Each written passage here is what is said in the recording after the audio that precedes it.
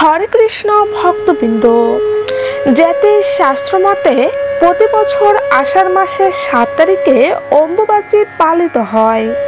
শাস্ত্র মতে সূর্য যে বারে ও যে সময়ে মিথুন রাশিতে গোচর করে তার পরের সেই বারে পালিত হয় অম্বুবাচী।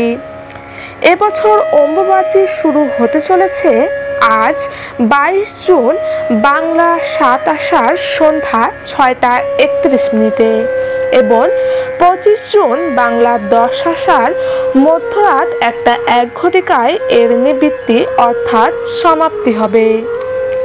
তো ভক্তবৃন্দ, এখন আমরা জেনে নেব অম্বুবাচী ব্রত আসলে কি।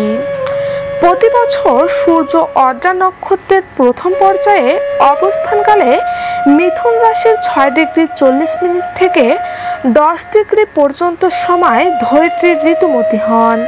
এটি অম্বুবাচী নামে পরিচিত। এই সময় সব বাড়ির মন্দিরে পুজো বন্ধ থাকে, কেউ শঙ্খ বাজান না। গৃহদেবতাদের এই সময় লাল কাপড় দিয়ে ঢেকে রাখা হয়। তো ভক্তবৃন্দ, আজকের এই ভিডিওতে আমরা অম্বুবাচী ব্রতের সম্পর্ক নিয়ে আলোচনা করব। সাথে আপনি যদি এই অম্বুবাচী ব্রত নাও মানতে পারেন তাহলে অবশ্যই কিন্তু এই অম্বুবাচীর 3 দিনের মধ্যে যে কোনো একদিন এই একটি খাবার অবশ্যই কিন্তু গ্রহণ করবেন। এতে দেবী তুষ্ট হয়ে আপনাকে আশীর্বাদ প্রদান করবে। তাহলে চলুন ভক্তবৃন্দ, দেরি না করে জেনে নেওয়া যাক আজকের এই মূল বিষয় সম্পর্কে। তো ভক্তবৃন্দ, অম্বুবাচী ব্রত পালনের নিয়মও কিন্তু বেশ জটিল। আগুনে তৈরি কোনো খাবার খাওয়া যায় না। অম্বুবাচী পড়ার আগে যে ফল কিনে রাখা হয় তাই খেতে হয়। প্রয়োজনীয় জলও আগে থেকে তুলে রাখা হয়। এ সময় আবহাওয়া থেকে আর্দ্রতা বেশিরভাগ দিনই বৃষ্টি হয়। যেহেতু আর্দ্র শক্তির ঋতুচক্র হয় তাই এই সময় বৃষ্টিপাত বেশি হয়। তো অম্বুবাচীর মধ্যে বেশ কিছু আচার নিয়ম মেনে চলার কথা বলেন শাস্ত্রবিদরা। এই নিয়ম মেনে চলতে পারলে জীবনে শান্তি বজায় থাকবে, পূর্ণ হবে মনস্কামনা।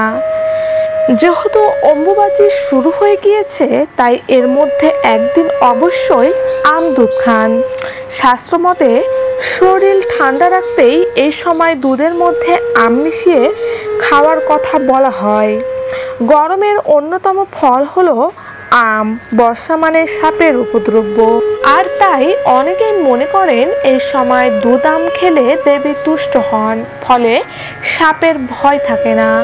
আর তাই অম্বুবাচী শেষ হলে প্রথমে ঠাকুরকে নিবেদন করুন এই আম দুধ। তো ভক্তবৃন্দ, আজ যেহেতু অম্বুবাচী শুরু হয়ে গিয়েছে তাই এই সময় সব কাজ কিন্তু করা যায় না। আবার এমনও অনেক কাজ আছে যা করা অত্যন্তই শুভ। এই সময়ে কোন কাজ করবেন আর কোন কাজ এড়িয়ে চলবেন তা আজকের এই ভিডিওতে এখনই আপনাদের জানিয়ে দেব। তো অবশ্যই ভিডিওটি দেখতে থাকুন। তো কোন কোন কাজ করবেন না বলা হয়, অম্বুবাচীর সময় জমিতে চাষ একদমই করবেন না। এ সময় গৃহপ্রবেশ, বিবাহ বা অন্যান্য যে কোনো শুভ কাজে একদমই করা উচিত নয়। অম্বুবাচীর সময় বাড়িতে কোনো বিশেষ ধরনের পূজাও করবেন না। এ সময় জমি বাড়ি ক্রয় বিক্রয় করবেন না, কারণ এ সময় কোনো শুভ কাজ করা যায় না। এই অম্বুবাচীর সময় বিধবা মহিলারা ব্রত চলাকালীন কোনো গরম খাবার খেতে পারেন না। ব্রত শুরু হওয়ার আগে তারা রান্না করে রাখেন এবং অল্প অল্প করে তা রেখে সেই ঠান্ডা খাবারই খান তারা। এ সময় গাছ কাটবেন না। এ সময়ে ভূমিতে আঘাতও করবেন না। এবার জেনে নেওয়া যাক যে কাজগুলো আপনি করতে পারেন। এ সময় দেবদেবীর ছবি লাল কাপড় দিয়ে ঢেকে রাখার কথা বলা হয়। দেবীদের মূর্তি ভুলেও স্পর্শ করবেন না।